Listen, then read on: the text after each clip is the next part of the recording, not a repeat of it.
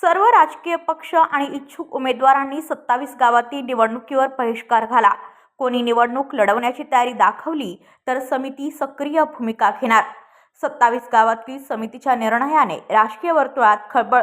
समितीच्या निर्णयामुळे 13, 16, 17, 19, 30, 31 या 6 पॅनलवर होणार परिमान.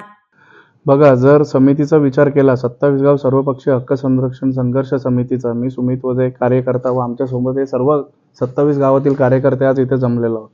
जर आपण सरकारची भूमिका जर विचार केली या 27 गावांपुरती किंवा येथील स्थानिक 5ही सागरी जिल्ह्यातील भूमिपुत्रांकरता, तर हे नेहमी त्यांची भूमिका उदासीनच राहिलेली आहे.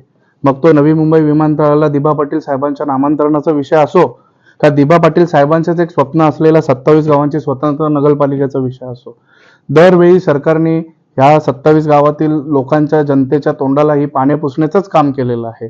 याच्यापूर्वी देखील अध्यक्ष खासदार बाळामामा म्हात्रे यांच्या नेतृत्वामध्ये आम्ही सरकारला खूप विनंत्या केल्या की आमची 27 गावांची स्वतंत्र नगरपालिका करावी, पण वेळोवेळी सरकारने केवळ आमच्या तोंडाला पाने पुसण्याचंच काम केलेलं आहे. परंतु कसं असतं का, राजकारणी असो किंवा सरकार असो, यांना उत्तर जनता ही नेहमी मतदानातनं किंवा याच्यातनंच देते.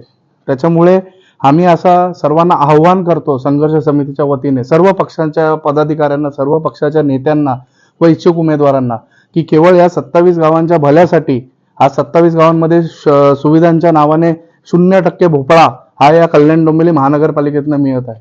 त्याच्यामुळे 27 गावांची स्वतंत्र नगरपालिका होण्याची मागणी ही रास्त आहे आणि या मागणीसाठी सर्वपक्षीय नेत्यांनी, उमेदवारांनी या आमच्या मागणीचं समर्थन करून 27 गावांमध्ये संपूर्णपणे या येणाऱ्या आगामी निवडणुकींवरती बहिष्कार टाकण्याचा निर्णय आम्ही सर्वपक्षीय संघर्ष समितीने घेतलेला आहे.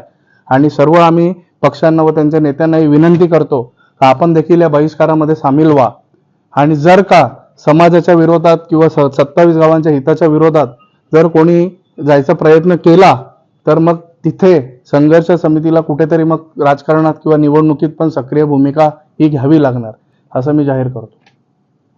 आपल्या परिसरातील बातम्या आमच्यापर्यंत पोहोचवण्यासाठी स्क्रीनवर दिलेल्या क्रमांकावर संपर्क साधू शकता. दूरध्वनी क्रमांक 8652414343.